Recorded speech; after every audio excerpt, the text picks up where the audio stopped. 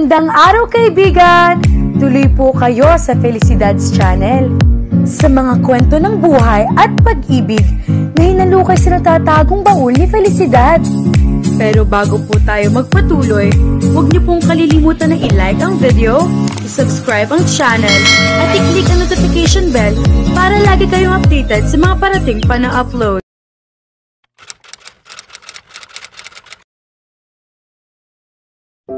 Julian woke up with a heavy heart that morning. Hindi kaagad siya bumangon kahit alam niya may dapat siyang gawin at tapusin ang araw na iyon. Nagtatalo pa ang isip niya kung paano makikipagkalas kay Dave. Paano ba siya magpapaalam dito na hindi ito masasaktan? Pero may pagpapaalam ba na hindi masakit? Hindi ko maintindihan kung bakit goodbye ang Ingles ng paalam. Is there something good in it? Maybe we should start calling it bye-bye. Minsan ay sabi sa kanya ng isang kaibigan na kinalasan ng nobya nito. Bye-bye, Dave. Hindi niya malaman kung papasok pa siya sa opisina o tatawagan na lang niya ito. Baka kasi hindi niya kaya magpaalam ng harapan kay Dave. Nagdesisyon siyang hindi na lang pumasok ng araw na iyon. Mas madali magsalita kung hindi niya nakikita ang gwapong mukha nito. Baka manghinaya lang siya at magbago ng isip kapag naalalang hindi na ulit niya mahahagka ng mga labi nito. Napakaraming katangian nitong siguradong panghihinayangan niya. Stimulating conversations, more than perfect kisses, romantic text messages and emails, and his rare collection of CDs and DVDs. Na mga sandaling iyon pa lang, parang gusto na niyang umiyak sa panghihinayang. Bakit ba kailangang maapektuhan ng isang relasyon ng isang pangyayari 17 taon na nakalilipas na maganap? Tatawagan na lang niya ito. Sumulap siya sa relo niya. 7:00 pa lang ng umaga. Nasa bahay pa si Dave. Baka natutulog pa ito. Kapag nasa opisina na ito, saka na lamang siya tatawag. Ang gusto niya, gising ng utak nito kapag kinausap niya ito. Nabanggit kasi nito minsan sa kanya na madalas ay blanko pang isipan nito kahit ilang minuto na itong gising. Baka mamaya, pagkatapos sila mag-usap at makapagpaalam siya dito, ay hindi pa rin ito alam na wala na pala silang relasyon. Saka, kailangan pa muna niya magpalakas ng loob at isiping mabuti ang mga salitang bibitawan niya. Goodbye, Dave was not enough. He wouldn't accept it. She needed more articulate words to leave. Paul Simon once sang 50 Ways to Leave Your Lover. Alam niyang kantang iyon at kabisado pa niyang lyrics. The problem is all inside your head, she said to me. She started to sing. The answer is easy if you take it logically. I'd like to help you in your struggle to be free. There must be 50 ways to leave your lover. 7:00, imagine na nang bumangon siya. Naligo na muna siya. Pagkatapos, inarinig niya nag-aalmusal na mga kasama niya sa bahay. Bumaba na siya upang sumalo sa mga ito. Ang inaasahan niya ay may mag-uungkat ulit na nangyari na nagdaang araw, ngunit hindi iyon nangyari. Hindi rin, for the same reason. Alam ko naman yung pinagkakaganon mo, na gusto mo lang ako maging safe palagi. Talaga bang payag ka na? Baka naman napipilitan ka lang. Payag ka nga pero nagdurugo naman yung puso mo at gusto mong iuntog yung ulo mo sa pader. Kung ayoko, ayoko talaga. Pag pumayag ako, talagang payag ako. Thank you. Hindi mo alam kung gaano mo ako pinasaya. Masaya ako pag masaya ka. It's your turn now. Ano yung sasabihin mo sa akin? May sasabihin ba ako sa'yo? Oo. Ano yun? May katwiran ba akong kabahan kanina? Natawa siya. Meron nga no. Nagpasya siyang huwag na lang magtapat dito. Wala lang dapat ikakaba. Ipipilit ko lang sana sa'yo na sana'y payagan mo na ako maging flight attendant ulit. Pagsisinungaling niya. Hindi ko na pala kailangan magsalita. I think this calls for a celebration. Let's have dinner with your family again. Hindi na sa bahay niyo para hindi na sila maabala. Pipili tayo ng magandang restaurant. I'm thinking of another way to celebrate this. Paano? Let's go into an amusement center and take all the rides there. Suggestion niya.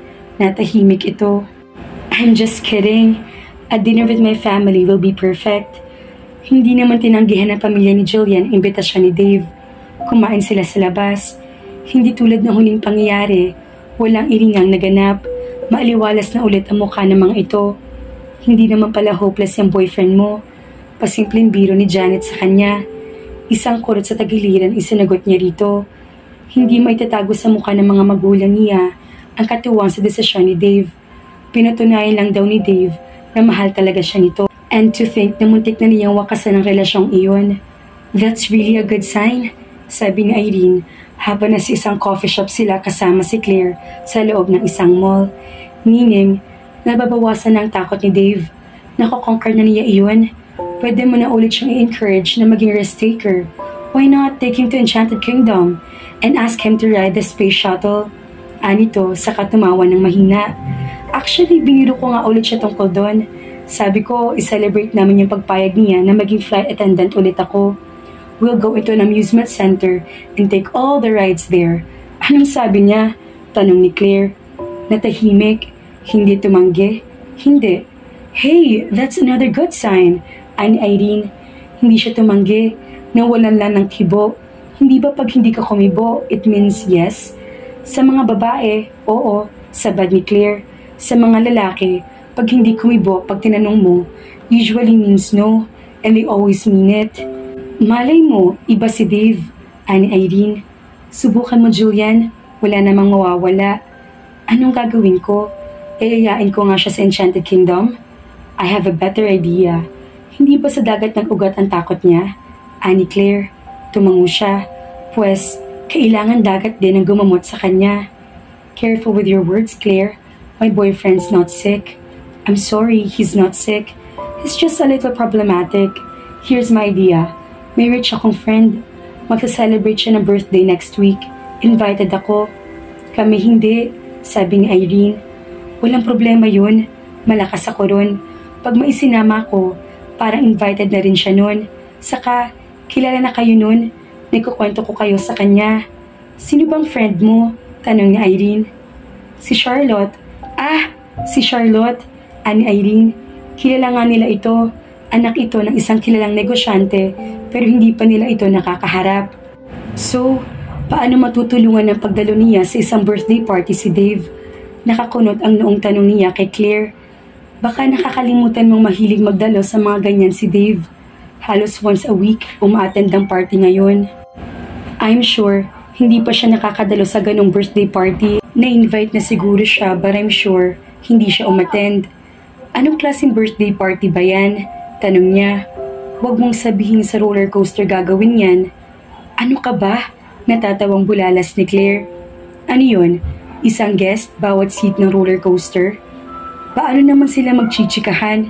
Saka, pagbaliktad ng roller coaster, di natapon lahat ng hawak nilang champagne. Hindi, ano ka ba? Sa yate gagawin yung birthday party. Sa laot. Hindi pupunta si Dave dyan. Umiiling na sabi niya. Pipilitin mo nga pangungumbinse ni Irene. Kung pumayag na siyang sumakay ka ulit sa eroplano, baka siya, payagan na rin niyang sarili niyang sumakay ulit sa barko o sa yate. Subukan mo. Wala namang mawawala kundi yung presyo sa live mo. Ni hindi nga pwedeng ipagbili yan. Alin, maski nga ipamigay mo yan, walang tatanggap. Pagsigunda ni Claire.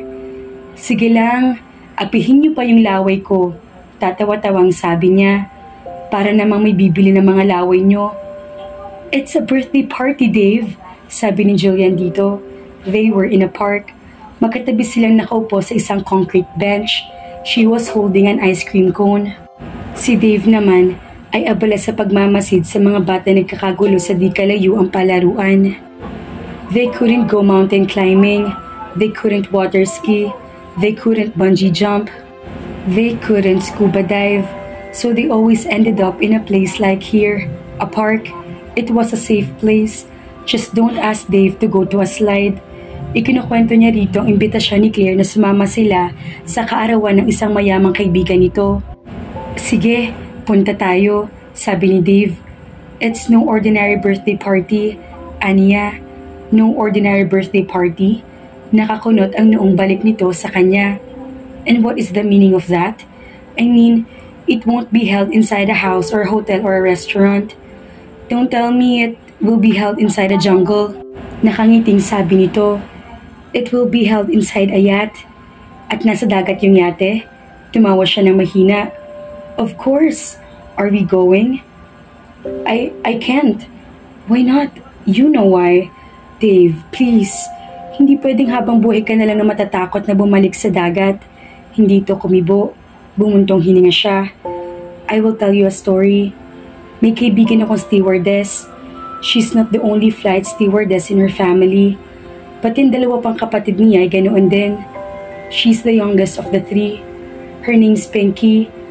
Nasa college pa lang siya when her oldest sister died in a plane crash.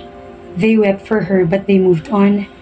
Kakagraduate pa lang ni Pinky sa college nang isa uling trahedyang nangyari sa pamilya nila. Namatay rin sa plane crash ang isa pang kapatid niya na flight attendant. Napakasakit na nangyari sa kanila, no doubt. Pero hindi yun sapat upang hayaan na ng pamilya ni Pinky na lamunin sila ng takot. Hindi nila hinadlangan si Pinky na maging flight attendant din. Ngayon, 8 years na siya sa trabahong yon, and she's enjoying her job. She's married to a pilot. Halos pareho ang nangyari sa inyong pamilya. Parehong masakit. Yun nga lang, magkaiba ng paraan kung paano nyo hinarap. Pero pwede namang gayahin mo yung ginawa ng pamilya ni Pinky. Wala pa rin kibo si Dave, pero alam niya nakikinig ito ng mataman. Sabi nila, kung lagi mong tatakbuhan ang kinatatakutan mo, habang buhay ka nang tatakutin iyon. Pero kung haharapin mo iyon, tatama rin na iyong takutin ka dahil alam niyong hindi mo naman siya tatakbuhan. Alam niyong haharapin mo lang siya. Ano nga naman ang silbi niyon kung hindi mo rin lang kakatakutan? Fear is there to be feared, diba? Do I make sense to you? Tumawa siya ng mahina. Wala pa rin kibo ito. Nasa mga nagkakatuwa ang bata pa rin ang mga mata nito. Dave, I'm asking you if I do make sense to you. Tumingin ito sa kanya. You always make sense to me, sweetheart. Are we going to the birthday party? Hindi ito tumugon. Bumalik ulit ang tingin sa mga bata. Claire said it's going to be fun. Anya, gusto mo bang pumunta? Hindi tumingin sa kanyang tanong nito. Tumango siya. Sige, pupunta tayo, sabi nito. Handa pa naman siya makipag-usap ng tungkol doon. Baka magulat pa mga ito kapag sinabi niya naniniwala na siya sa mga ito na hindi siya talaga mahal ni Dave. Mahal pa niya binata, pero hindi niya kayang patuloy na mahalin ito kung nakikita niyang wala pala itong respeto sa pamilya niya. Kung mayroon man, sigurado siyang hindi iyon ganoon kalaki. Hindi naman niya hinihiling na magiging sunod-sunuran sa pamilya niya ang lalaking mamahalin niya. Kailangan lang na maging mahusay ito sa pagtanggi. Dave failed here. Magugulat siguro ang pamilya niya kapag nalaman ng mga itong balak niyang pakikipaghiwalay kay Dave. Pero pagkatapos ng pagkagulat, alam niya ang susunod na magiging reaksyon ng mga ito ay ang kasiyahan. Dahil wala nagkungkat ng tungkol kay Dave, hindi na rin siya nagkwento. Magkukwento na lang siya pagkatapos niya makausap ang kanyang nobyo. She started to hum the song 50 Ways to Leave Your Lover. It was a good song, but her and Dave's favorite Because of You was still a lot better. Napakalaki ng yate na sinasakyan nila. Sabi ni Charlotte, ang birthday celebrant, na kaya ng yate mag-accommodate hanggang 500 bisita. Ito ay nakaangkla malapit sa Manila Bay. Sa tansya ni Julian, parang 500 nga ang kasalukuyan laman ng yate. Nakalatag ng dilim sa karagatan, ngunit sa yate ay maliwanag na maliwanag. It was adorned with beautiful lights and beautiful flowers. A display of fireworks would happen at the end of the party. A live band playing mostly jazz music was at the upper deck. Jazz was Charlotte's favorite music. Nag-iisang anak lang daw ito, kaya ibinubuhos ng mga magulang nito rito ang lahat ng atensyon at pera ng mga ito. How did you do it? Tanong na Irene sa kanya. Nasa tabi sila ng railing ng yate, nakatanaw sa dagat. Doon siya hinila nito at dinala upang mag-usisa tungkol sa pagsama ni Dave sa kanya. Irene was sipping champagne. Tapos na silang kumain. Si Claire ay abala pa rin sa pakikipagtaksihan kay Charlotte at sa iba pang kaibigan ng mga ito. Naka-jacket na siya pero giniginaw pa rin siya. Humalukip-kip siya. Si Dave ay iniwan niyang kahuntahan ng mga bagong kakilala sa isa sa mga cabins ng yate. Narinig niya negosyo ang pinag-uusapan ng mga ito. Hindi alam ng mama nito na nasa yate ito ng mga sandaling iyon. Ikinuwento ko sa kanya yung tungkol kay Pinky. Ah, yung kaibigan mong stewardess? Oo nga no, pareho nga pala ni Dave yun na may malungkot na experience. Napahiya siguro siya. Si Pinky nga naman, kababaeng tao pero hindi inalinta na yun nangyaring trahedya sa pamilya nila. Tignan mo nga naman, kailangan mo lang palang ikwento yung tungkol kay Pinky. Saka, nagsisimula naman na talaga magbagong isip niya. Unang-una, pinayagan na niya ako magbalik sa pagiging flight attendant. Ibig sabihin, na-overcome na talaga niya ang trauma niya. E di, pag nagtagal-tagal pa, makakasama na natin siya pag nag-boat racing tayo. O kaya nag-scuba diving. Hindi malayo yan, pero hinahinay lang. Huwag natin biglain. Siguro, ang una ko muna ipagagawa sa kanya ay ang sumakay sa roller coaster. Sabay silang napahagikik. Since magiging normal na ulit ang buhay ni Dave, pwede mo na siguro i-consider ang pagpapakasal sa kanya. Ano ka? Kahit hindi mo overcome ni Dave yung takot niya, ay i-consider ko magpakasal sa kanya. I was just kidding. Alam ko naman yun. Baka mas malalim pa sa dagat na itong pagmamahal mo sa kanya. Where was I? Narito pa rin sa yate. Tumawa ito. Ibig kong sabihin, ano na yung sinasabi ko? The wedding? Oo nga pala, kaibiganin mo si Charlotte. Ano naman ang kinalaman nung sa kasal namin ni Dave? Nagtatakang tanong niya. Para pwede mong mahiraman sa kanya itong yate. Dito mo gawin yung kasal niyo ni Dave. Ano ako? Hollywood star? Sa yate magpapakasal? May masama ba? Ayaw mo ba ng kasal na ang background mo ay dagat? Nakakasawa na sa simbahan? Tamang-tama. Dito sa Manila Bay mo na rin gawin. Ang sunset ang gawin mong backdrop sa kasal nyo. How romantic, diba? Baka naman yung sunset ang tignan ng mga guests ko at hindi kami ni Dave. Baka masayang lang yung gown ko.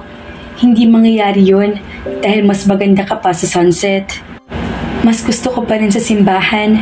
Mas solemn. Walang pang-agaw eksenang sunset. Siguro kung maidaraos naman ako sa yate, yung reception lang. Pwede rin. Julian, si Claire, ang nalingunan niyang tumawag sa kanya at bakas ang pag-aalala sa mukha nito. Si Dave, anito, bakit? Halika, hinawakan siya nito sa kamay at hinila.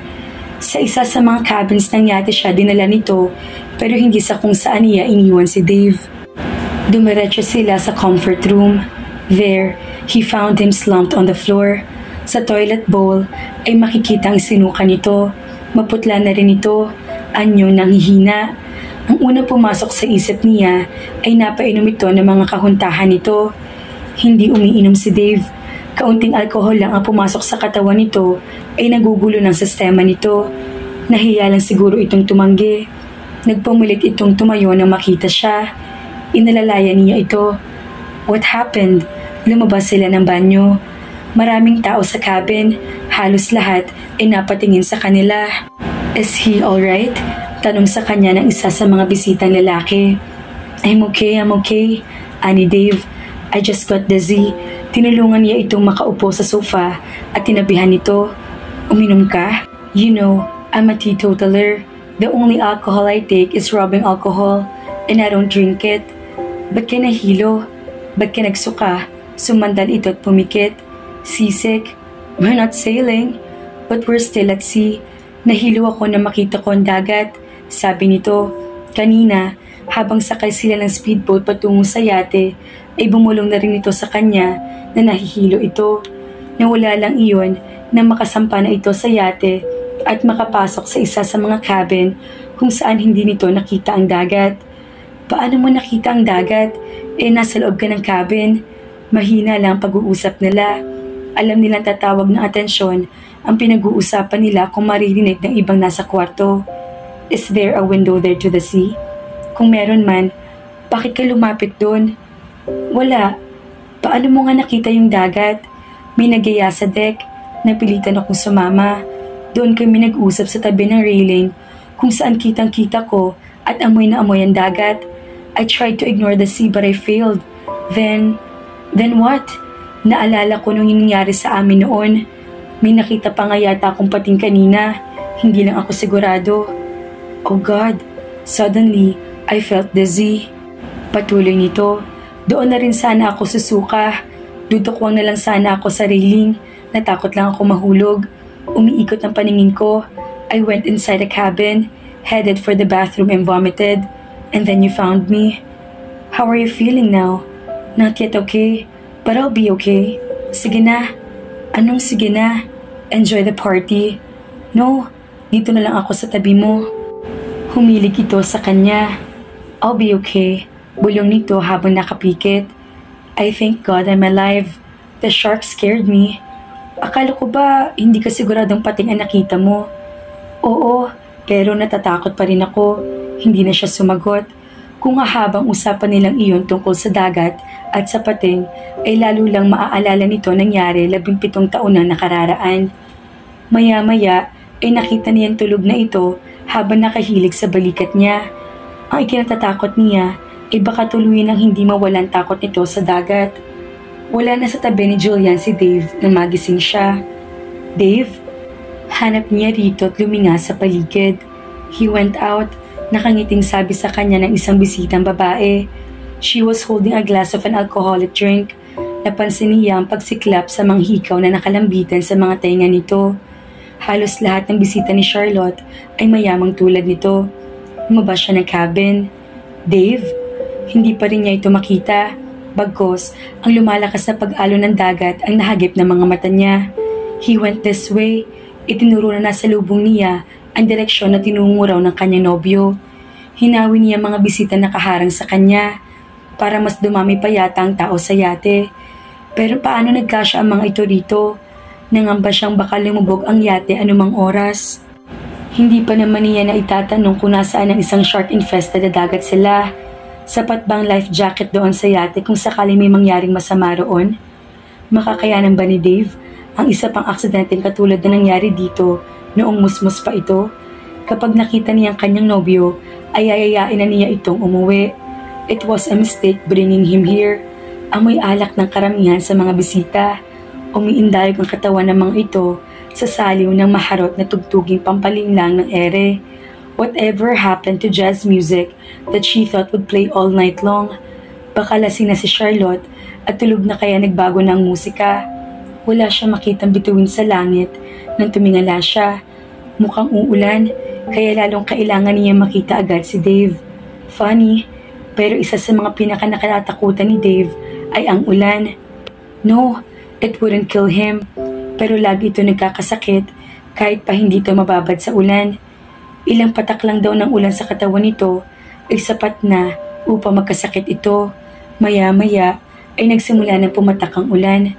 Dave, natatarantang sigaw niya. We're going home. Ang mga tao sa paligid niya ay hindi natigatig sa pagsisimula ng pagbuhos ng ulan. Patuloy sa pagsasayaw ang mga ito, sa pagtatawanan at sa pag-inom na nakakalasing ng mga inumin. Dave! He's there! Itinuro sa kanya ng isa pa sa mga bisita ang kinaroroonan ng kanyang nobyo. He saw Dave standing on the railing of the yacht with arms outstretched. Sinasalo ng mga palad nito ang pumapatak ng mga ulan.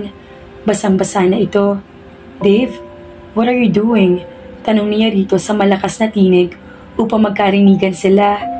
I'm here to conquer all my fears. Sigaw nito bago umakmang tatalon. Maraming tao sa paligid nito. Ang ilan ay abot kamay ito, ngunit isa man ay wala nagtangkang umawat dito.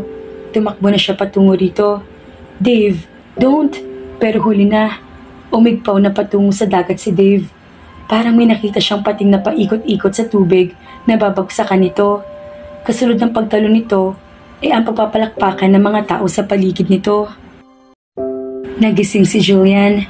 Abot-abot ang hingal niya. Tulog pa rin sa tabi niya si Dave. Hindi totoong umalis ito sa tabi niya at umigpaw patungo sa tubig. Marahan pa rin ito naghihihilik. Sumulyap siya sa porthole ng cabin. It wasn't raining. Kakaunti na lang ang tao sa cabin. Most of them were speaking softly and politely. May iba pa kasing tulog na rin sa loob ng kwarto. Kung hindi dahil sa kalasingan, ay sa kapaguran siguro. She could hear jazz music softly playing outside. Paggising ni Dave, yayayain na niya ito umuwi. The party wasn't over. pero kailangan na nilang umuwi bago pa magkatotoo ang napanaginipan niya. Si Dave kaagad ang naisip ni Julian na magising siya kinaumagahan. How was he? Nakatulog ito habang inihahatid siya ito pauwi. Nakahilig ito sa kanya. Siyempre, si Mang Rene ang nagmaneho para sa kanila. What she had was a very short sleep. 6:00 na siya ng umaga nakauwi. The party was over at 5 in the morning. Hindi pinayagan ni na Claire at Irene ang balak niyang maagang pag-uwi. Nakakahiya raw kay Charlotte. Mag-aalas 7 na nang makatulog siya. Sumulyap siya sa relo niya. Pasado 8:00 pa lang ng umaga. Bumilig siya ng higa at namaluktot. Tatangkain sana niyang matulog ulit pero nagbagong isip niya nang maalala ulit ang kanyang nobyo. Bumangon siya at kinuha ang cellphone niya na nakapatong sa bedside table niya. Tinawagan niya ang kanyang nobyo. Alam niya na sa bahay lang ito. Hindi ito umaalis sa tabi ng mama nito kapag linggo. Madalas, ay maghapong magkasamang nanonood ng pelikula mga ito at kung minsan ikasama siya. Ipinagluluto rin ni Dave ang mama nito kapag ganoong araw. Dave was a good cook. His mom fortunately liked her. Ang ayaw rin lang sa kanya nito ay ang trabaho niya. Nabanggit ni Dave sa kanya na hindi nagustuhan ng mama nito ang pagbabalik niya sa trabaho. Pinayuhan pa raw nito ang kanyang nobyo na kumbinsin siyang manatili na lang sa opisina nito. Luckily, he did not listen to his mom's advice. Did it follow that Dave loved her more than his mom? She didn't know, and she didn't want to know. She chuckled at the thought. Walang sumasagot sa cellphone ni Dave. Nawala sa isip niya na malamang nga pala ay tulog pa ito. Pareho silang puyat. Inihinto na niya ang pag-contact dito. Binitawan niya ang cellphone niya at muling nahiga. Tinangka ulit niya matulog. Sumasakit kasi ang ulo niya kapag kulang siya sa tulog. Pumikit na siya at saglit lang ay hinila na siya ng antok. Nagising siya sa pagtunog ng cellphone niya. Sumulyap siya sa relo. 2 oras na pala siya nakatulog. Pakiramdam niya, ikapipikit lang niya. Hinagilap niya ang cellphone niya. Si Dave ang tumatawag. Did I wake you up? Tanong nito nang sagutin niya. Hindi. Pagsisinungaling niya. Bakit napatawag ka? Ako sana magtatanong niyan. Kagigising ko lang. Magsasend sana ako ng morning greeting sa'yo. Nakita ko may miss call ka. Kukumustahin ko lang sana pakiramdam mo. I'm fine. Good to hear that. Hayaan mo, hindi na mauulit yon. Ang alin? Ang pagpipilit kong umattend tayo sa ganoong klase ng party. No, it's okay. It's not okay. You did not enjoy the party. I enjoyed it, honestly. Paano mangyayari yun? You vomited and slept the whole night. Before that vomiting and sleeping incident, I was enjoying the party.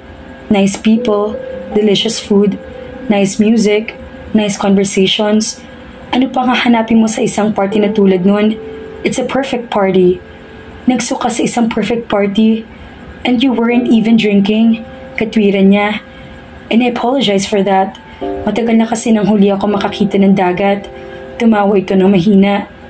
Next time, I promise, hindi na ulit ako magkakaganoon. I'll be more tolerant of the sea. Willing ka ulit pumunta sa dagat? Why not? Talaga? Last night, I realized that the sea would not kill me unless I jump into the water without a life jacket or into a part where sharks abound. Pero pag nasa loob lang ako ng isang barko o yate o speedboat, hindi naman ako pakikialaman ng dagat. Dapat siguro mag-aral na ako lumangoy. Who knows? Baka tumaob yung yate kung saan idinaraos yung susunod na birthday party na dadaluhan ko. I can teach you how to swim. I'll be glad to be your student. You're trying to learn what? Gulat na tanong ni Julian kay Dave nang tawagan siya nito. Hindi raw kasi ito pumasok sa trabaho ng araw na iyon. Tinanong niya ito kung nasaan ito at sinabi nito na nasa probinsya raw ito ng pamilya nito. I'm trying to learn to drive. Si Mang Ren ang nagtuturo sa akin. That's what? Funny? Probably true. I'm already 29 years old, pero kung sakali ay ngayon pa lang matututong mag-drive. That despite the fact that I have expensive cars. I know of a 16-year-old guy who can already drive a 10-wheeler truck and negotiate it in crowded streets. Me? I don't even know how to ride a bike. Funny is not the word in my mind, sabi niya. Kailan pa naging katawa-tawa ang mga taong hindi marunong mag-drive o mag-bike? What's the word then? Amazing. Amazing? Yes, amazing. Ibig sabihin, na-overcome mo na talaga ang fear mo. Isn't that amazing? Hindi madaling gawin yun. Maraming taong hindi makarecover mula sa isang malungkot na pangyayari kahit 2 beses pa silang mabuhay.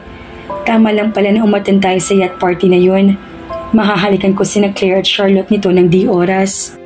May isa pang dahilan, mas practical na dahilan kung bakit nag-aaral ako mag-drive. It's for emergency. Emergency? I also realized na hindi pwedeng may katabi lagi akong driver. Last week, I really have to go to this important meeting. Pero bigla hindi pwede si Mang Rene. Wala akong mahagilap na instant driver. Napilitan ako maghanap ng taxi. 1 oras bago ako nakakita. Wala rin nangyari. Late na rin ako sa meeting, kaya hindi na ako tumuloy. I don't want that to happen again. Buti na lang pala, wala kang makitang taxi kaagad. Kung hindi mo maiisipang mag-aral mag-drive. Maganda nga yung matuto ka. Minsan, nakakasuya na lagi na lang natin kasama si Mang Rene tuwing may date tayo. Lagi naman siya naiiwan sa kotse Pag nasa kotse tayo, hindi na tayo makapag-usap ng personal. Paliwanag niya. Tumawa ito ng mahina. Hindi ko alam na pinoproblema mo pala yun. Pinoproblema ko talaga yun. At huwag kang tumawa. Kasi po, madalas, pag nasa kotse lang tayo, saka ko naaalala mga importante at personal na bagay na dapat kong sabihin sa'yo. Why is that so? Kasi pag nasa restaurant na po tayo, nalilibang na ako sa masasarap na pagkain na kinakain natin. Pag nasa sinahan naman tayo, nalilibang naman ako sa panonood natin. Pag nasa mall naman tayo, ay nalilibang ako sa mga nakikita ko. Kaya pagdating sa kotse, saka ko lang naaalala mga dapat kong maalala na hindi ko naman masabi dahil nga kasama natin si Mang Rene. Gaya ng wag na lang. Gaya ng sabihin mo sa akin, wala naman si Mang Rene ngayon sa tabi mo. Pagpipipilit nito, I won't refuse if you ask me to make love to you. Tumawa ito. Lalo ako, bakit hindi mo ibinubulong sa akin? I'm glad you remind me of that. Next time, we'll plan for that. Ayaw mo naman kasi ipag-drive kita para tayong 2 na lang sa kotse. You're my girlfriend, not my driver. Besides, women are slow drivers. Well, not me. I usually go on 80 miles even on busy streets. You're kidding? Yes, I am. Aniya, hayaan mo. Malapit ng panahon na kahit pwede mo nang sabihin sa akin pag nasa kotse tayo. Pagbibigay assurance nito. Alam na ba ng mama mo na nag-aaral ka na mag-drive? Curious sa tanong niya rito. No, secret ito. Very classified. Kailan may papaalam? Pag na-realize na niya na ang mga nababangga lang naman ng mga drivers ay yung reckless at barumbado magmaneho. That's good news, Julian. Ani Claire, habang nasa paboritong coffee shop sila kasama si Irene. Nakakatawa naman talaga kasi nagaganda ng kotse niya. Tapos, hindi siya marunong mag-drive. Ano pinag-aaralan niyang i-drive? Manual? Automatic daw muna para madali siyang matuto. Saka niya yung manual. Pain in the neck daw yung clutch. Anyway, halos lahat naman ng car niya ay automatic. Dave's really on his way to normalcy now. Pag halos sa usapan ni Irene. Susunod yan, magiging ordinaryo na rin ang pagsakay-sakay niya sa eroplano. Saan ka pupunta? Nagtatakang tanong ni Julian kay Dave nang makita niya naglalakad ito patungo sa driver's seat ng sasakyan nito pagkatapos siyang alalayang makasakay sa front seat. Nasa labas na sila ng airport. Kanina pa siya nagtataka dahil dinatnan niya sa backseat si Mang Rene. Here, sagot nito habang pumapwesto sa tapat ng manibela. Don't tell me, nagmamaneho ka? I am. Nandilat ang mga mata niya. Marunong ka na? Ang pagmamaneho ng kotse ay hindi pinakamahirap na bagay na matutunan sa buhay, sweetheart. Nakangiting sagot nito. Pero wala pang 2 weeks mula na mag-aral ka mag-drive. I can do it. Trust me. Saka, nariyan naman si Mang Rene. Pag nahuhulog na tayo sa tulay, ibibigay ko na sa kanyang manibela. Tumawa ito. Dave started the engine. Pigil niya ang hininga na umandar na sila, pero naging maayos naman ang takbo nila. Naniniwala ka nang marunong na ako mag-drive? Maya-maya ay tanong nito sa kanya. Nasa himig nito ang pagmamalaki. Ngiting-ngiting tumango siya. You are amazing. Magaling magturo si Mang Rene. Saka, inoobserbahan ko na siya tuwing ipinagmamaneho niya ako. And don't forget na automatic lang itong minamaneho ko. Steering wheel lang ang pinaka-problema mo rito. I forgot that. Tingnan ko nga kung mabilis ka ring matuto sa manual. I doubt that. Nakangiting sabi nito. Ano na nga pala yung sasabihin mo sa akin? Sumulip siya kay Mang Rene na noon ay nakatanaw na sa labas. Is it personal? I'm not sure pero hindi naman siguro masamang marinig ni Mang Rene kung ano man ang pag-uusapan natin. I'm getting excited. What is it? I'm ready to be Mrs. David Alvarez. Pahayag niya. Saglit na sinulyapan siya nito. You're serious? Hindi ginagawang birong kasal, Dave. Tumingin ito sa kanya. I can't believe this. Nakahanda na sana ako maghintay ng mahigit 2 taon pa. Magsasalita pa sana siya nang mapatingin siya sa harap. Oh God! Dave! Hiyaw niya. Hindi na nasundan pa ang pagsigaw niyang iyon dahil malakas na humampas na ang sinasakyan nila sa kotse na sa unahan nila. Nag-angat ng mukha si Julian. Her face was buried in her palms at tumingon sa kanan niya. She was not crying. Tapos na siyang umiyak kanina pa. She just felt tired. Nakaupo siya sa isang bench na nasa labas ng kwarto ni Dave. Ang nakita niya nagmamay-ari ng paparating na mabibilis na mga yabag ay ang ina ni Dave. Nauuna ito ng ilang hakbang sa 2 lalaking kasama nito. They were her bodyguards. Hindi ito umaalis nang hindi kasama ang mga iyon kahit wala naman itong kaaway o nagbabantaman sa buhay nito. But who cared? She could very well afford it. Binibigyan nga rin ito ng bodyguard si Dave pero tumatanggi ang kanya nobyo. Bakas na bakas ang pag-aalala sa mukha ng ina ni Dave. Nagsalubong ang mga kilay nito nang masalubong ang mga mata niya. Tumayo siya. Babatiin sana niya ito pero hindi na niyon iyon nagawa dahil nilagpasan siya nito at nagtuloy sa kwarto ni Dave. Nakahinga siya ng maluwag. Dave's mother looked every inch in a confrontational mood. Humanda na nga siyang matalakan nito. Alam na nitong siya ang kasama ni Dave nang maaksidente ito. Hindi niya maitatawag na galit ito sa kanya. Hindi otomatikong magsasalubong ang mga kilay nito pagkakita sa kanya kung hindi ito galit. Naupo ulit siya. Kanina pa siya nanghihina. Ngayon nakita niya reaksyon ng ina ni Dave sa nangyari. Lalong gusto niya manghina.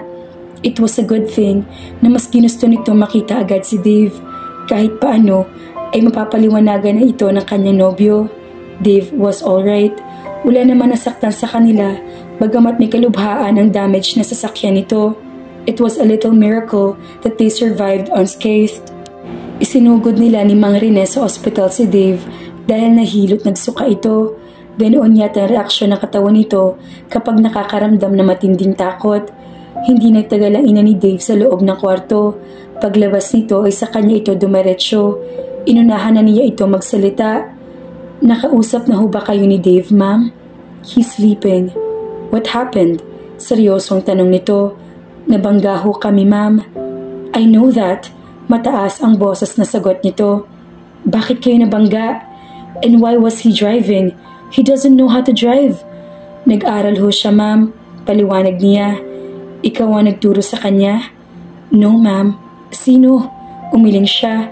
Hindi ko ho alam. Pagsisinungaling niya. Malamang na mawala ng trabaho si Mang Rene kung magtatapat siya. Why do you want him to die, Julian? Ma'am, you convinced him to drive. Akusa nito sa kanya. Ma'am, narinig nilang pagtawag dito ng nurse na lumabas mula sa kwarto ni Dave. Gising na ho ang pasyente at gusto kayong makausap. Agad na pumasok ito sa kwarto. Naiwan ito ang 2 bodyguard sa tabi niya. Lumapit siya sa kwarto at sumilip doon. Nag-uusap na ang mag-ina. Nagdalawang isip siya kung papasok doon pero minabuti niyang hayaan na muna ang mga ito. Sigurado naman siya nagpapaliwanag na sa mama nito si Dave. Sigurado rin magluluwag na ang dibdib ng mama nito kapag nalamang wala namang malubhang sakit o sugat at tinamo ang kanyang nobyo.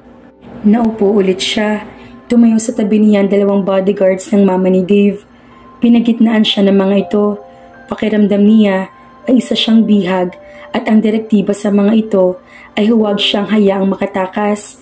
Sinapo niya ng mga palad ang mukha niya. Gusto niyang maiyak sa inis. Maya-maya ay lumabas na ulit ang mama ni Dave. Halatang galing ito sa pag-iyak, pero may kataliman pa rin ang mga mata nito nang sulyapan siya. Hindi na siya nilapitan nito. Naglakad lang ito palayo. Agad namang sumunod dito mga bodyguards nito. Tumayo siya at pahangos na lumipat siya sa kwarto ng kanyang nobyo. "How are you feeling?" Pangungumusta niya rito habang pumapasok siya sa kwarto nito. "I'm okay." Dinampaan niya ng mga halik ang labi ng mga labi nito. "Glad to hear that." Naupo siya sa tabi nito. "Pagaling ka, so you can drive again." "I'm not driving again." "Don't say that. Pag nag-aaral ka mag-drive, mag-expect ka talaga na may mangyayaring aksidente sa'yo. Maswerte ka nga, hindi masyadong malubha ang naging sugat mo." "Hindi ko nahihintay maging malubha ang sugat ko," katwiran nito. "Kahit yung mga expert drivers, yung tumanda na sa pagmamaneho, naaaksidente pa rin." "That's exactly my point," putol ni Dave sa sinasabi niya. "It only means na napakalaki talaga ng chance na maaksidente ako. But that's not my point. Ang ibig kong sabihin, hindi ka dapat masisiraan ng loob pag naaksidente ka. Bahagi ng pagdadrive. Every accident will teach you to be more careful. Hanggang sa maiwasan mo ng maaksidente. Just be careful next time." "There'll be no next time, Julian. My mother is right. I always have to be very careful. I shouldn't take any risk anymore. Kawawa naman siya pag pati ako'y nawala. I got only one life. Pag nawala ito, wala na itong kapalit. Hindi ka naman mawawala sa kanya. Hindi lang naman para kay mama itong gagawin kong pag-iingat. I have only one life, and this one life will only have one love." Hinaplos nitong pisngi niya. "You, and I will also be careful with you." She was Dave's first girlfriend, and hopefully would also be his last. Inilapit nitong mukha niya sa mukha nito at inapuhap ang mga labi nito ng mga labi niya. Hindi siya umiwas. It was again a more than perfect kiss. Gumanti rin siya ng halik dito, ngunit maya-maya lang ay natigilan siya. Inagaw ulit ang isipan niya ng katotohanang muling ginapi ng takot sa dibdib nito si Dave. "That's certainly bad news, Julian," ani Irene habang kausap niya ito sa telepono. Tinawagan niya ito upang ibalita ang pagbabago ng isip ni Dave. "Sinabi mo pa, nakakaramdam pa rin ng pagkadismayang wika niya. Paano na yung kasal niyo?" "Nakakahiya na hindi ko ituloy yun. Narinig na ni Mang Rene yun. Tsak na nasabi na niya iyon sa maraming tao. Saka sa tingin mo ba, papayag si Dave na bawiin ko yung sinabi kong handa na ako magpakasal sa kanya? Ma-o-offend yun. Ikaw, hindi ka ba na-offend na magpakita na naman siya ng karuwagan? Sabihin mo sa kanya na pumayag ka magpakasal sa kanya dahil akala mo ay ma-overcome na niya ang takot niya. Sinabi mo na ba kung saan mo gusto magpakasal kayo? Sabihin mo sa kanya sa yate mo gustong makasal. Hindi na papayag yun. Hindi na raw ulit siya tutungtong ng yate. Pwede raw kung nasa Pampang. Bakit kayo magpapakasal sa isang yate na kadaong? Gusto niyong pagtawanan kayo ng mga tao? Kaya nga imposibleng pumayag yun na magpakasal kami sa loob ng isang yate." Aniya, "Kapag hindi siya pumayag na sa yate kayo maikasal, ay umatras ka. Ang babaw naman ng dahilan ng pag-atras ko," katwiran niya. "Siya ba hindi mababaw? Hindi mababaw yun nangyari sa pamilya niya. Hindi yun ang sinasabi kong mababaw, kundi yung hindi niya paglimot sa trahedya," paliwanag nito. "Maraming taong dumanas ng mas masakit na karanasan kaysa sa kanya, pero namumuhay ang mga ito ngayon ng walang takot, na parang walang nangyari. Ganoon naman talaga dapat, diba? Huwag mong hayaang sirain ang buhay mo ng isang malungkot na nakaraan. Ang dapat gawin doon ay kalimutan. Ang mga bagay na dapat mo lang alalahanin at hindi burahin sa alaala mo ay yung magagandang pangyayari para tuloy lumalabas na hindi siya nag-survive sa aksidenteng yun. He survived physically, but mentally and emotionally, he did not. I hope Dave is listening to you right now." Wika niya. "You can tell him that. Sinabi ko na sa kanya yan pero hindi rin nagbagong isip niya." "Sumusuko ka na?" Umiling siya. "Hindi pa naman hopeless ang sitwasyon sa tingin ko. Anong gagawin mo? Bubuksan ko ang dibdib niya at dudukutin ang lahat ng takot, agam-agam at pangambang nakabaon doon. Julian stopped in front of the building where Dave worked. She was riding a motorcycle. She owned it. Kanina'y tinawagan niya ito at niyaya niyang kumain sila sa labas. Hindi niya binanggit na magdadala siya ng motorsiklo. 5:30 na ng hapon. She brought out her cell phone and called him up. Narito na ako sa labas. I'm on my way out. Sagot nito. I have a little companion here. Sino? Anis? A cousin's daughter? Ah, okay. Maya-maya'y nakita niya lumalabas na ito ng gusali. May kasama nga itong isang batang babae. Sa tansya niya ay 9 o 10 taong gulang na ito. Magkahawak amay ito at si Dave. Kumunot ang noon ng kanyang nobyo na makita siya. She was standing beside her motorcycle with a helmet on hand. What's that? Tanong nito habang palapit sa kanya. It's a motorcycle. Nakangiting sagot niya. Alam ko, anong ginagawa niyan dito? Yan ang sinakyan ko mula sa bahay. I-park mo na lang yan. Tumalikod na ito. We'll use my car. Nagsimula na ito maglakad patungo sa direksyon ng parking lot. Aki pa rin ito ang pamangkin nito. You're driving? Tanong niya. Si Mang Rene. Ano ka ba? Wala si Mang Rene. This is the safest motorcycle in the world. And I'm the safest driver in the world, Dave. No, we'll take a taxi cab. Sabi nito habang humahakbang patungo sa bangketa. Ang mga mata ay nasa mga dumarating na sasakyan at naghahanap na ng taxi. Lumapit siya dito at hinawakan ito sa braso. Ang isa pang kamay niya ay pinanghawak naman niya kay Nikki. Dito na tayo sumakay. Pumiglas agad si Dave. No! Me! I want to ride! Nikki said excitedly. Napangiti siya. You want a motorcycle ride? Tanong niya agad sa bata. You'll get it. Kaya lang, ayaw ng uncle mo eh. Convince him. Uncle Dave, let's ride on the motorcycle. No, we'll take a taxi. Uncle Dave, please. Paglalambing ng pamangkin nito, nilapitan ni Dave ang pamangkin at inakay palayo sa kanya. Mas masarap sumakay sa taxi. Mas safe pa, Julian. Tawag nito sa kanya na hindi siya tinitignan. Please, park your bike. Hindi siya tuminag sa kinaroroonan. By hook or by crook, sasakay sa motorsiklo niya si Dave. I don't want to ride in a taxi. Pagpupumiglas ni Nikki mula sa pagkakahawak ni Dave. I want to ride in a motorcycle. Na makabitiw ito, tumakbo ito palapit sa kanya at humawak sa kamay niya. Can I use that? Tanong nito sa kanya habang nakatingin sa hawak niyang helmet. No honey, sagot niya. This is too big for you. Yeah, right? Sagot naman ni Dave. You're inviting a kid to ride on that and yet you don't have a helmet for her? There's no need for a helmet. Malapit lang ditong restaurant na kakainan natin. I won't ride a motorcycle without a helmet. I have an extra helmet here for you. Thanks, but no thanks. Nikki, come here. Nagtago sa likuran niya ang bata. Ayoko. Come here. Ayoko, ayoko, ayoko. Sigaw ni Nikki. Will you stop being a paranoid, Dave? Mariing sabi niya. Stop being a coward. Stop putting yourself inside a cage. Nakakainis ka na. Akala mo ba, sa ginagawa mong yan, iligtas ka na? Kung nakatakda ka ng mamatay, mamamatay ka. Sa halip na matigatig sa sinasabi niya, ay humakbang pa ito palayo sa kanya. You can say all you want, but I'm not riding that dangerous vehicle. Come here. Yaya niya kay Nikki. Binuhat niya ito at isinakay sa motorsiklo. Sa unahan niya, akmang paaanda rin na niya motorsiklo, nalingunin sila ni Dave. Nagulantang ito na makitang angkas na niya sa motorsiklo niya si Nikki. Hey, what are you doing? Humahanga sa lumipat ito sa kanila. I'm taking her for a ride, she said before she sped off. Nikki! Sigaw ni Dave. Siniguro niya hindi sila mawawala sa paningin ni Dave. Gusto niya ipakita rito na bihasa siya sa motorsiklo.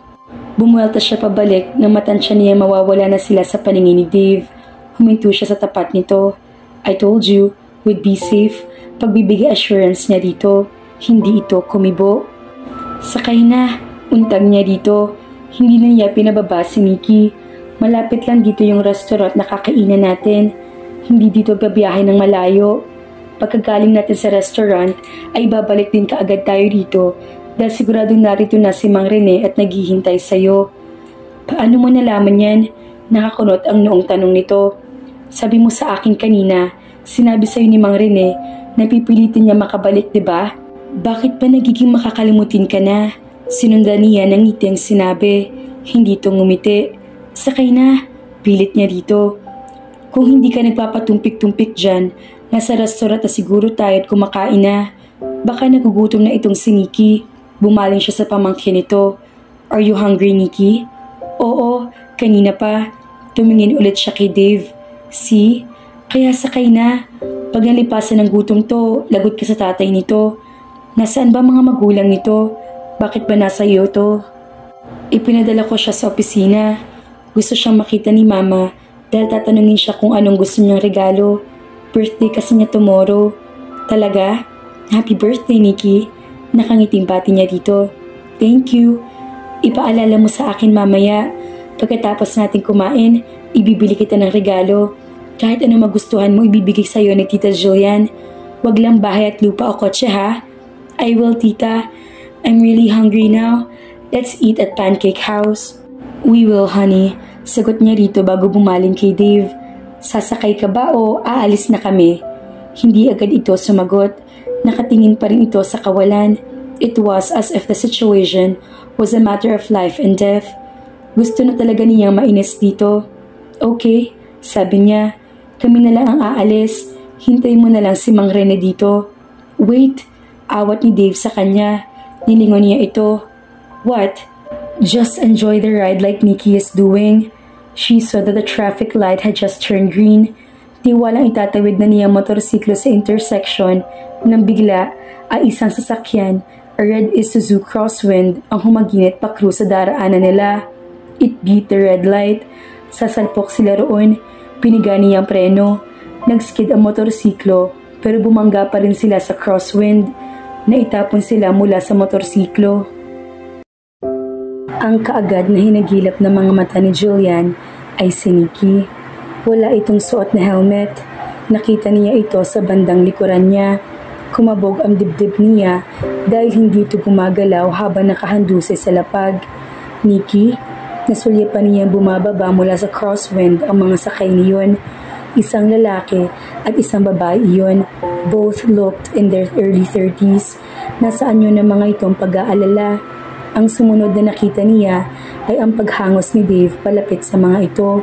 Hinubad ni Dave ang helmet nito at inihagis. Thank God he's alright. Pipay na iusal niya. Ibinalik niya mga mata niya kay Nikki. Nikki? Nikki? Nagtatakbuhan na ang mga tao sa paligid patungo sa kanila ni Nikki. Pagbalik ng tingin niya kay Dave, ay nakita niya nasa akto ng susuntukin nito ang lalaki. Galit na galit ito. Dave! Sigaw niya. Umaasang maaawat niya ito. Dumapong kamao ni Dave sa mukha ng lalaki. Bumalandra sa sasakyan nito ang lalaki sa lakas ng pagkakasuntok ng kanyang nobyo rito. Tinangkang umawat na kasama nitong babae, ngunit malakas lang na tinabig ito ni Dave. Hinablot nito ang damit ng lalaki at muling sinuntok. Galit na galit pa rin si Dave. Tinatangka ng lalaki makahulagpos mula sa pagkakahawak ni Dave, ngunit hindi ito niyon magawa. Paulit-ulit at tumamang kamao ni Dave sa mukha nito. May tumatalsik ng dugo mula dito. Noon lang niya nakita na galit ng ganoon ang kanyang nobyo. He seemed very gentle. What provoked him? Dahil ba nabingit siya sa kamatayan? Dahil sa lalaking ito? O dahil si Nikki ay nabingit sa kamatayan? O dahil ang sarili nito mismo ang nalagay sa panganib? She hoped the answer was all of the above. Binuhat niyang wala pa ring malay na si Nikki. Nanginginig na siya sa takot. Dave! Dave! Tawag niya rito. Sakalang ito natigil sa pananakit sa lalaki. Humangos ito patungo sa kanya at kinuha si Nikki. We need a car! We need a car! Natatarantang wika nito habang palingalinga. Lumapit sa kanila ang lalaking pinagsusuntok ni Dave kanina. Inaampat ang dalang panyo nito ang umaagos sa dugo mula sa ilong nito. Pwede niyong gamitin ang sasakyan ko. Sino sa inyong kamag-anak ng pasyente? Tanong kina Julian at Dave nang lumapit na doktor. Nasa labas sila ng intensive care unit na kinaroroonan ni Nikki. Wala pa ring malay ang bata na madala nila sa ospital. Nakaupo sila sa couch na naroroon. Katabi nila ang lalaki na kabundos sa kanila at ang babaeng kasama nito. Nalaman nila mag-asawa ang mga ito. May mabigat palang dahilan kaya nagmamadali ang mga ito ng mga bangga nila. Nahulog ko sa hagdanan ng 6 na taong gulang na anak ng mga ito at isinugod din sa ospital. Pinauuwi na ni Dave ang mga ito upang maasikaso ng anak pero tumanggi ang lalaki. Gusto raw muna nitong malaman ang kalagayan ni Nikki. Isa pa ay nakatanggap na ng tawag ang mga ito mula sa isang kamag-anak na maayos ng kalagayan ng anak ng mga ito. Tumayo si Dave. Tsuhin ho ako ng bata. Kamusta na ho siya? Wala ng iba pang kamag-anak dito ang bata? Tanong ng doktor. Umiling si Julian. Inakay ng doktor palayo si Dave at saka kinausap. Kinabahan tuloy siya. Hindi iyon gagawin ng doktor kung hindi malubha ang kalagayan ni Nikki. Napapikit siya. Gusto niyang sisihin ang sarili sa nangyari. Bakas ang panulumo kay Dave na magbalik ito sa kanila. Nikki will be needing lots of prayers. Malungkot na sabi nito. Stop crying, Julian. Ikwento mo muna sa akin ang buo ang nangyari. Ani Irene. Tinawagan niya ito pagka-uwi niya. Ayaw pa sana niyang umalis ng ospital pero napilitan siya dahil parating ng ina ni Dave at ang mga magulang at mga kapatid ni Nikki. Ayaw ni Dave na magkaharap-harap muna sila ng pamilya nito sa sitwasyong iyon. Bahala na raw muna si Dave na magpaliwanag sa mga ito. Palalabasin daw nito na itong kukumbinse kay Nikki na sumakay sa motorsiklo. Magagawa siguro nito iyon. Pero kay Nikki at pati na rin dito, hindi na mabuburang katotohanan siya ang may kasalanan sa pagkakaaksidente ng mga ito. Nikki's comatose. Humihikbing lahat ni Julian kay Irene. Humampas ang ulo niya. Kung may helmet siya, hindi rin sana siya nasaktan. Ang sabi ng doktor, she needs to wake up within 48 hours. Kapag hindi siya nagising sa panahong iyon, baka tuloy na raw siyang hindi magising. Oh God! Narinig niya ang bulalas nito. Humagulhol ulit siya ng iyak. Sinisisi ka ba ni Dave? Wala siyang sinasabi. Humikbi ulit siya. Pero may iba pang dapat sisihin. Kasalanan ko naman talaga nangyari. Hindi mo kasalanan, Julian. Kasalanan niyo na bumangga sa inyo. Silang wala sa lugar. Kung hindi ko sila pinilit sumakay sa motorsiklo, hindi sila maaaksidente. Ano bang intensyon mo nang pilitin mo silang umangkas sa'yo? Hindi ba't ang tulungan si Dave? Gusto mo lang alisin ang takot niya. Wala sa isip mo maaksidente sila, kaya huwag mong sisihin ang sarili mo. Huwag mong pahirapan ang sarili mo. Sa nangyari ngayon, dinagdagan ko lang lalo ang takot ni Dave. Baka hindi lang takot ngayon ang nadarama ni Dave, kundi pati galit. Galit para sa akin. Huwag mong isipin yun. Mahal ka ni Dave. Sana hanggang ngayon, mahal niya ako. Malungkot na turan niya. Mahal ka nun hanggang ngayon. Mahal na mahal ko siya. Pero ihahanda na ni Julian ang sarili sa pagwawakas ng relasyon nila ni Dave. Hindi naman nila maililihim na matagal ang totoong may kasalanan sa nangyari. Hindi nila maikukubli ang katotohanan siya nagpumilit kay Dave na sumakay sa motorsiklo niya. Kapag nabunyag iyon, sigurado siyang kamumuhian na siya ng todo ng mama ni Dave. Magiging napakasakit kung mawawala si Dave sa kanya, ngunit masatanggapin na niya iyon basta walang masamang mangyari kay Nikki. Hindi niya mapapatawad ang sarili kung mapapahamak ito. Kung sakali, habang buhay niya dadalhin sa konsensya niya ang magiging kamatayan nito. Napahagulhol ulit siya ng iyak. Ano bang nagawa niya? Pagkatapos nila mag-usap na Irene, ay nagbihis siya. 10:00 na ng gabi. There was a chapel in their village that was always open. Magtutungo siya roon upang magdasal. Naramdaman ni Julian na may lumahot sa tabi niya habang taimtim siya nagdarasal. Si Dave, nagdasal din ito sa tabi niya. Umupo siya na matapos na siya. Si Dave ay nananatili nakapikit at nakaluhod. Abot-abot ang kaba niya. Gusto na sana niyang kausapin ito at itanong kung kamusta na si Nikki. Kaya lamang ay hindi niya maabala ang pagdarasal nito. Ano ba ang pinagdarasal nito? Ipinagdarasal ba nitong sana'y matanggap niya na maluwag sa dibdib ang pagtatapos ng relasyon nila? Ano bang sadya nito sa kanya? Ang sugbatan siya at sisihin sa nangyari? Tatanggapin niya iyon. Tutal, siya naman talagang may kasalanan. Parang hinila talaga niya sa disgrasya sina Dave at Nikki. Kaya niyang tanggapin ang lahat ng masasakit na salitang ibabato ni Dave sa kanya, pati na ng mama nito at ng buong pamilya ni Nikki. Ang mahalaga sa kanya ng mga sandaling iyon ay ang makaligtas si Nikki. Mahalaga rin na magpatuloy ang relasyon nila ni Dave, ngunit ano magagawa niya kung ayaw na sa kanya nito? Maya-maya ay tumayo na si Dave at naupo sa tabi niya. galing ako sa inyo. Narito ka raw kaya tumuloy na ako dito. Sabi nito, anong pinagdarasal mo? Si Nikki, sana'y makaligtas siya. Dininig ng Diyos ang dasal mo. Totoo? How is she now? 2 hours ago nagising na siya. And the doctor said, she'll be on her way to recovery now.